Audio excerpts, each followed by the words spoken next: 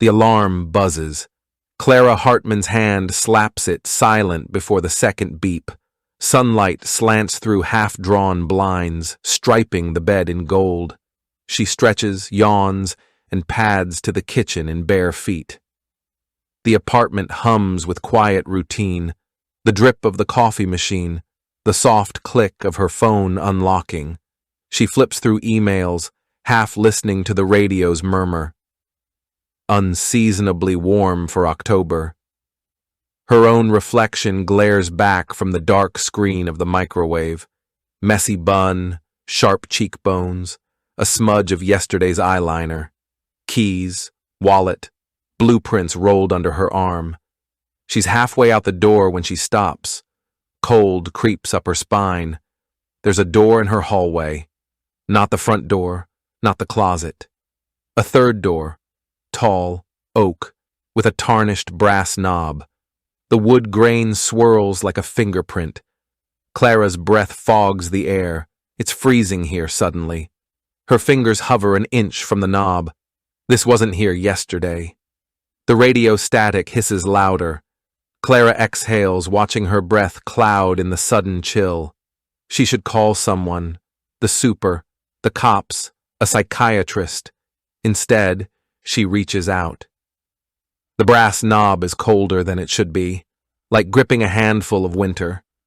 It doesn't rattle, doesn't resist, just turns, smooth as a well-kept secret. The door opens inward. Darkness yawns beyond. Not the black of a lightless room, but something thicker, like the space between stars. A draft licks her face, smelling of damp earth and something metallic. Blood? Ink? Her phone buzzes in her back pocket. A text from Mark. You alive? Coffee in 20? Clara hesitates. Then, she flicks on her phone's flashlight and steps through. The door slams shut behind her. No click, no echo. Just silence, pressing in like wet wool. The beam of her light trembles across walls papered in yellowed newsprint. Headlines swim into view. Local girl vanishes, 1987 bridge collapse, no survivors. Hartman family moves to Oak Street, moves street. The typos make her stomach twist. A whisper brushes her neck. You shouldn't be here. Clara whirls. The hallway stretches endlessly behind her. The door, her door, is gone. Clara's breath comes too fast, too loud in the suffocating silence. The newsprint walls seem to pulse slightly, as if breathing. She moves forward. What else can she do? Her sneakers whispering against the floorboards. Every few steps, another door looms out of the gloom. None match the one she entered through. First door, a peeling red one, its surface blistered with heat. The knob scalds her fingertips. Through the keyhole, flames, a child's laughter. Second door, frost-crusted glass, fogged from the other side. A handprint smears the surface as she leans in. Not hers. Too large. Too wrong. Third door, warped wood, green with mildew. It groans open before she can touch it. Inside, a hospital room, beeping monitors. A woman with Clara's eyes, mouthing words she can't hear. Clara stumbles back. The door slams, a sound behind her. She turns.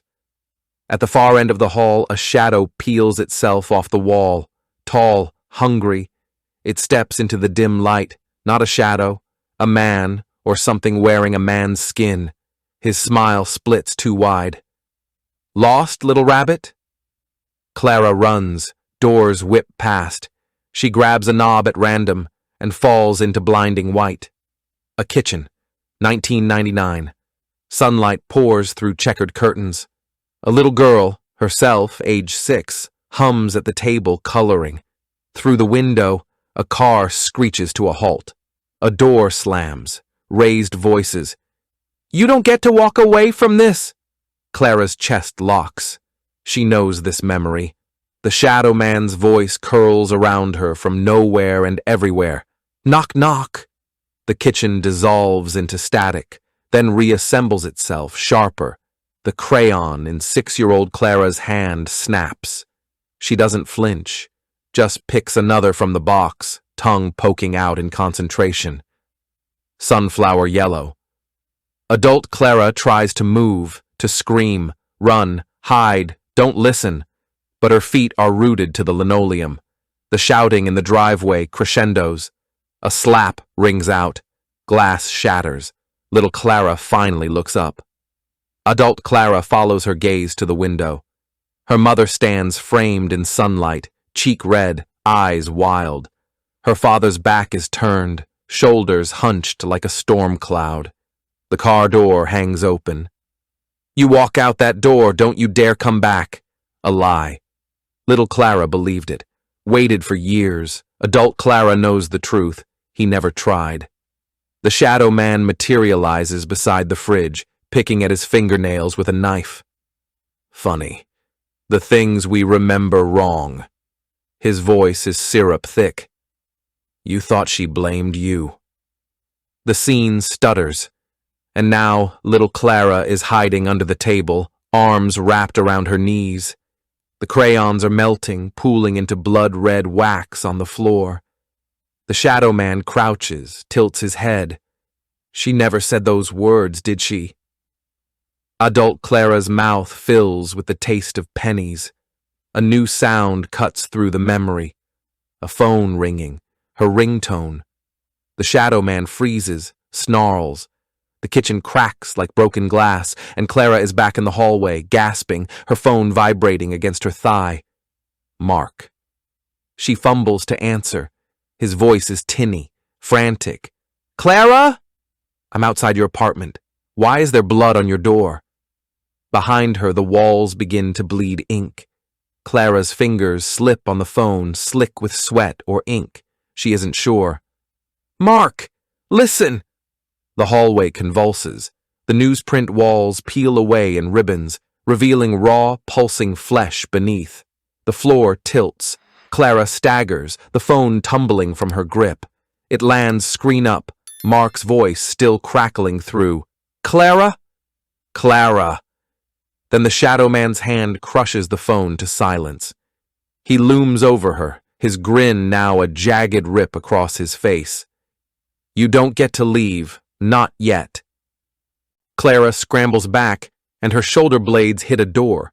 Not just any door. Heron. The original oak door, its brass knob gleaming despite the decay around it.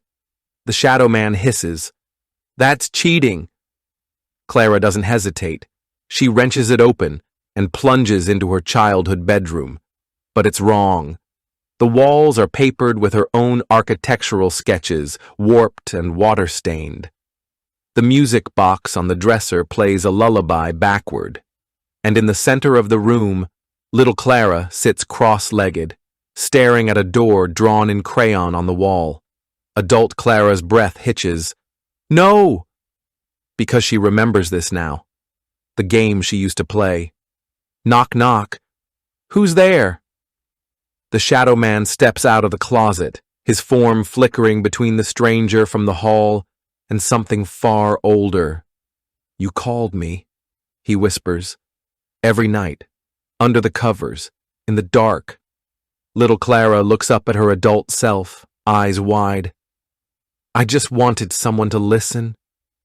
The realization hits like a fist. He wasn't hiding in her memories. She created him. The air in the bedroom curdles like spoiled milk. Clara stares at her younger self, at the crayon door, at the shadow man oozing between realities. His edges blur, ink bleeding into the walls. "You don't need him anymore," adult Clara whispers. Little Clara's lower lip trembles. "But he stays when no one else does." The shadow man's fingers elongate, stretching toward the child. "That's right, Rabbit. I'm the only one who never left." Clara's pulse hammers in her throat. She steps between them. "No." She turns to her younger self, knees cracking against the hardwood. "You were never alone. You just stopped listening." A sound like tearing paper. The crayon door peels away from the wall, revealing a real knob underneath. Small, porcelain, cold. The shadow man snarls. She won't forgive you. Not really. Clara ignores him. She takes little Clara's hand. Let's go home. Together, they turn the knob. Light erupts, and Clara is back in her apartment hallway, gasping. No door, no ink, just morning sun pooling on the floor. Mark stands frozen in her open front door, his fist raised to knock. His eyes widen. Clara? You're... He gestures weakly at her clothes. Are those crayon marks? She looks down. Yellow wax smears her palms. When she laughs, it comes out wet. Long story. Behind her, the wall creaks. A single headline floats to the floor from nowhere. Hartman family reconciles. After 20 years, the ink is fresh. The coffee shop hums with the quiet chaos of a weekday morning. Steam rises from Clara's mug as she flips through the sketchbook spread across the table. Not blueprints this time, but something looser, wilder. Doors with impossible angles. Hallways that twist like ribbons. Mark watches her over the rim of his cup. So you're telling me the shadow man was... what? A metaphor? Clara taps her pencil against a half-finished sketch, a child's hand reaching for a doorknob. More like a bad habit. Sunlight catches the edge of the newspaper beside her elbow. The headline blares, Local architect wins commission for new children's hospital wing. Below it, circled in red ink, call your mother. Mark nudges the paper. You gonna? Clara smiles, already dialing. Somewhere in the space between breaths, a door clicks softly shut. Thanks for watching. If you enjoyed this video, hit that like button, subscribe, and ring the bell for more. Let me know your thoughts in the comments. I'd love to hear from you. See you in the next one. Bye for now.